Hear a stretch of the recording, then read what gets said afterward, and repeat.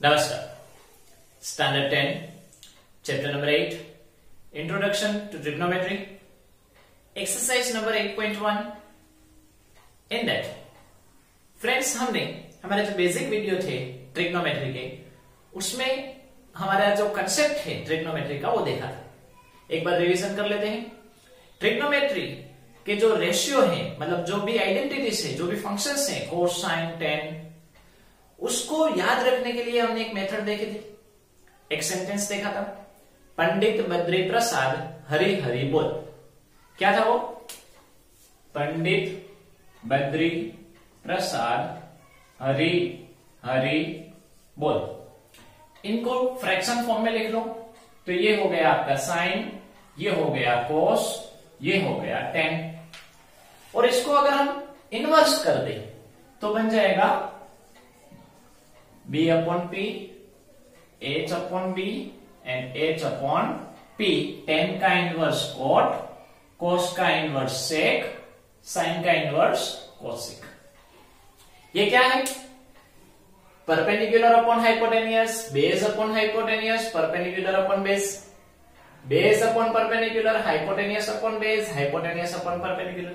ये हमने basic video में देखा है। तो सिर्फ हमने ये इतना रिवाइज किया ताकि फिर से हमको याद आ जाए। अभी पहला question exercise number 8.1 in triangle ABC right angled at B. कोई एक ट्राइंगल एबीसी है, फिर क्या है? राइट एंगल्ड एट बी मतलब वो ट्राइंगल राइट एंगल ट्राइंगल है और राइट एंगल उसमें बी पर बन रहा है।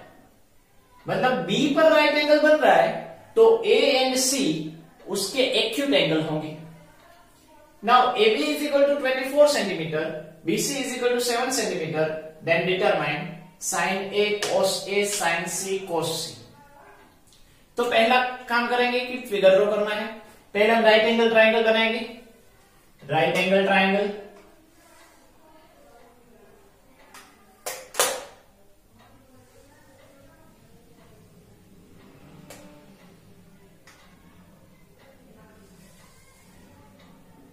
ओके। और राइट एंगल कहां पे बन रहा है? बी पर, मतलब ये आएगा बी। तो ए और सी या यहां पे ए और यहां पे सी, ए एंड सी दोनों एक्यूट है, वो कहीं पे भी लिखो। मान लीजिए कि आपने ए यहां पे लिखा, सी यहां पे लिखा। ओके। अभी आपको कहा है A B is equal to 24 मतलब ए से बी 24 सेंटीमीटर है and BC is equal to 7 और बीसी है वो 7 सेंटीमीटर है। ओके। एंड डिटरमाइन करने के लिए कहा है साइन ए कोस ए। मतलब यहां पे ये हुआ कि एंगल ए है वो आपका व्यू पॉइंट हुआ, इसमें एंगल ए आपका व्यू पॉइंट हुआ, इसमें भी एंगल ए आपका व्यू पॉइंट हुआ, यहां पे एंगल सी आपका व्यू पॉइंट है और इसमें आपका एंगल सी व्यू पॉइंट है। तो पहले के लिए साइन ए कोस ए के लिए देखे तो ये आपका व्यू पॉइंट हुआ। अभी ए पर ए यहां पे आपका व्यू पॉइंट ए है मतलब हाइपोटेनियस के साथ जिस साइड एंगल बना रहा है वो आपकी बेस कहलाएगी। क्या कहलाएगी? बेस या पास वाली साइड कहलाएगी। और उसके सामने वाली साइड मतलब ये बीसी, ए के सामने कौन है? बीसी। वो ए के लिए ऑपोजिट साइड है या फिर परपेंडिकुलर साइड है। ऑपोजिट और परपेंडिकुलर दोनों हम बोल सकते हैं और इसको हम बेस या एडजेसेंट ऐसा हम कहेंगे। ओके। अभी पहला टास्क है साइन। तो साइन के लिए क्या है? Perpendicular upon hypotenuse. तो यहां पे आपको परपेंडिकुलर पता है, परपेंडिकुलर यानी ऑपोजिट, तो एक ही ऑपोजिट यानी बीसी वो आपको पता है कितनी है? 7 सेंटीमीटर। लेकिन क्या आपको हाइपोटेन्यूज का मेजरमेंट पता है? नो। मतलब यहां पे हमारा फिर से एक नया टास्क आ गया। अभी हमको हाइपोटेन्यूज फाइंड आउट करना है। अभी हाइपोटेन्यूज यानी एसी। तो हाइपोटेनियस कैसे फाइंड आउट करेंगे? तो हाइपोटेनियस के लिए हम 7th स्टैंडर्ड में ये कंसेप्ट सीख गए हैं कि हाइपोटेनियस राइट एंगल ट्राइंगल में अगर कोई भी एक साइड फाइंड आउट करनी हो तो उसमें पाइथागोरस थ्योरम का यूज होता है जो आपको 10th स्टैंडर्ड में थ्योरम को सॉल्व करने के लिए मतलब प्रूव करने के लिए कहा जाता है। अभी पाइथागोरस थ्योरम क्या है? Hypotenuse square is sum of square of other two sides of that triangle. मतलब हाइपोटेनियस का स्क्वायर उसी ट्राइंगल की रिमेनिंग दो साइड के स्क्वायर का सम होता है, मतलब हाइपोटेन्यूस का स्क्वायर यानी AC का स्क्वायर इज इक्वल टू क्या होता है, ये जो दो साइड है यानी AB एंड BC उसके स्क्वायर का सम होता है। तो AB का मेजरमेंट कितना है 24 स्क्वायर, BC का मेजरमेंट 7 स्क्वायर। 24 का स्क्वायर अगर आपको नहीं पता है तो मल्टीप्लाई करके चेक करो, मैं यहां पे डायरेक्ट लिख रहा हूं 576, 7 का स्क्वायर 49, दोनों का प्लस करेंगे तो 625 AC स्क्वायर। तो स्क्वायर दूसरी साइड जाएगा तो क्या हो जाएगा स्क्वायर रूट। अभी फ्रेंड्स जब भी लास्ट में 25 आए तो उसका यूनिट फिगर 5 होता है, 25 का यूनिट क्या होगा 5, रिमेन रहा 6। अभी सोचो कि 6 है वो कौन से दो कंसेक्यूटिव नंबर का मल्टीप्लाई है, किन दो पास पास वाले नंबर का मल्टीप्लाई करें तो आंसर 6 आता है। 2 3 are 6, उसमें छोटा डिजिट लेने का, 2 and 3 में स्मॉलर कौन 2, मतलब आंसर आया 25। तो AC इज इक्वल टू क्या मिला 25, तो AC की वैल्यू मिल गई क्या हुआ 25। अभी पहला है साइन A, मतलब आपका व्यू पॉइंट है A, साइन की वैल्यू क्या होती है परपेंडिकुलर अपॉन हाइपोटेन्यूस, तो यहां पे क्या लिखेंगे परपेंडिकुलर अपॉन हाइपोटेन्यूस। आप एग्जाम में जब भी पूछा जाए इसको रफ में ड्रॉ कर लो पीछे, ओके, इसको आप रफ में अच्छे से कर लो या मैक्सिमम प्रैक्टिस करोगे तो ये आपके दिमाग में बैठ जाएगा। अभी परपेंडिकुलर अपॉन हाइपोटेन्यूस, ए के लिए परपेंडिकुलर कौन है BC एंड हाइपोटेन्यूस तो AC कॉमन ही रहेगा, मतलब BC अपॉन AC। अभी BC की वैल्यू क्या है 7 और AC की वैल्यू 25, तो क्या आंसर हुआ 7 अपॉन 25। इसी तरह से साइन कोस A, कौन सा क्या है अभी कोस A। अभी कोस यानी क्या B upon H, base upon hypotenuse. तो A के लिए व्यू पॉइंट कौन सा रखना है आपको A के लिए बेस क्या कहलाएगा, A जहां पे भी एंगल बना रहा है वो उसका बेस कहलाएगा। तो A कहां पे एंगल बना रहा है AB पर बना रहा है, हाइपोटेन्यूस को छोड़कर कहां पे बना रहा है AB पर, तो वो उसके लिए बेस कहलाएगा। तो AB और हाइपोटेन्यूस को कॉमन है AC, AB की वैल्यू क्या है 24, तो क्या आएगा 24 अपॉन 25।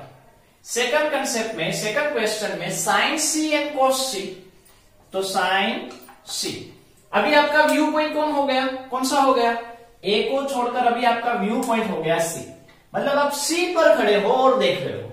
अभी आप C पर खड़े हो तो C हाइपोटेन्यूस को छोड़कर कहां पे एंगल बना रहा है BC पर, तो BC उसका बेस हुआ, BC उसकी एडजेसेंट साइड हुई, पास वाली साइड हुई, और ऑपोजिट कौन हुई C की ऑपोजिट हुई AB, C की सामने वाली साइड हुई AB, C के लिए परपेंडिकुलर हुआ AB, मतलब ऑपोजिट कहो या परपेंडिकुलर कहो वो दोनों सेम होगा। अभी साइन C, तो साइन के लिए क्या है P upon H, P upon H मतलब परपेंडिकुलर अपॉन हाइपोटेन्यूस, तो C के लिए परपेंडिकुलर क्या है AB और हाइपोटेन्यूस क्या है AC, तो क्या होगा AB अपॉन AC। AB की वैल्यू क्या है 24, AC की वैल्यू क्या है 25, तो क्या हुआ 24 अपॉन 25।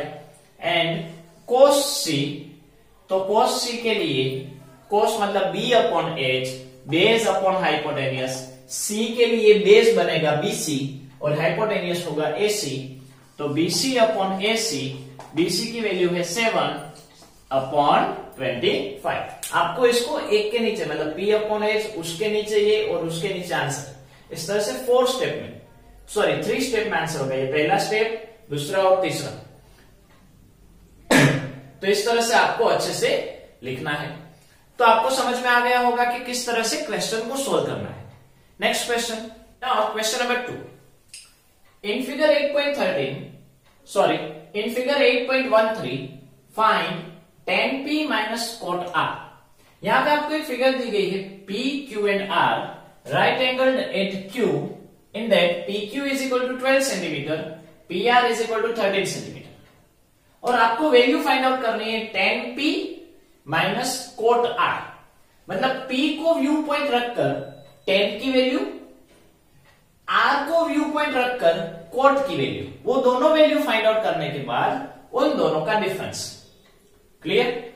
अभी फ्रेंड्स tan और कोट, उसके लिए रूल क्या है, मतलब फॉर्मूला क्या है, तो हम देखते हैं पंडित बद्री प्रसाद, तो लास्ट में tan होता है, पहला साइन फिर कोस फिर tan, पंडित बद्री प्रसाद, पर प्रसाद का P आया, मतलब tan के लिए क्या होगा P अपॉन पंडित बद्री प्रसाद हरि हरि बोल, बोल का B, मतलब डिनोमिनेटर में क्या आएगा B, मतलब क्या हुआ परपेंडिकुलर अपॉन बेस।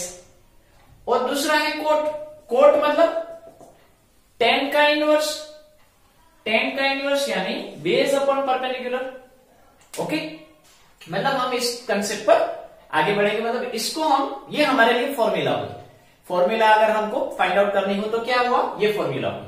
अभी परपेंडिकुलर एंड बेस, पहला है P पॉइंट, tan P, मतलब P आपका व्यू पॉइंट है, तो tan के लिए P आपका व्यू पॉइंट है, P के लिए ये PQ बेस कहलाएगा।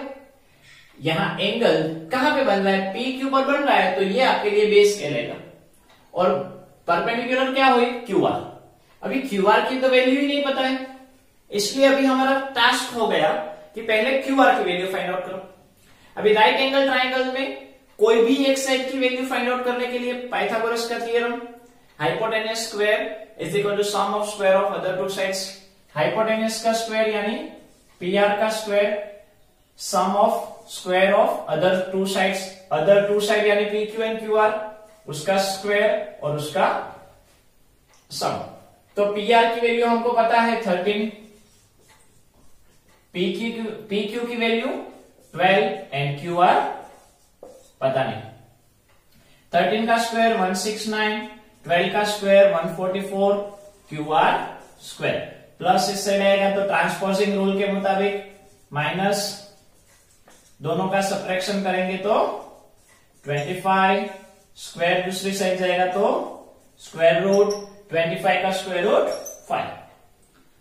मान लीजिए कि आपको मैथ्स में 99 मार्क्स है और 2 जन को 99 मार्क्स है, सॉरी 100 आउट ऑफ 100 मार्क है और 2 जन को एक जैसे ही मार्क है, तो दोनों में से पहला कौन, बेस्ट कौन। तो उसके लिए फ्रेंड्स क्या देखा जाता है, तो ऐसे छोटे पॉइंट देखे जाते हैं, जैसे कि यहाँ पे 12 सेंटीमीटर 13 सेंटीमीटर है, तो आप अगर यहाँ पे 5 सेंटीमीटर लिखते हो तो दोनों में आप अव्वल आ सकते हो।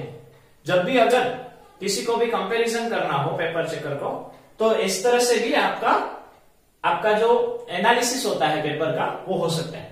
इन शॉर्ट QR की वैल्यू आई 5 सेंटीमीटर, मतलब हमको 5 सेंटीमीटर मिला। अभी tan P,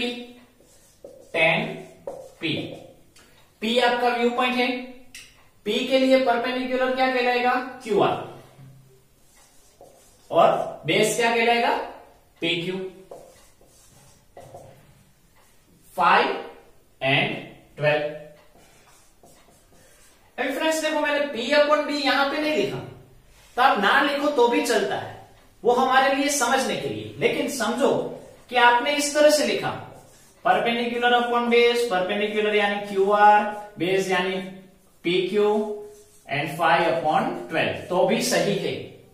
दूसरा है कोट R, मतलब आपके लिए अभी व्यू पॉइंट हो गया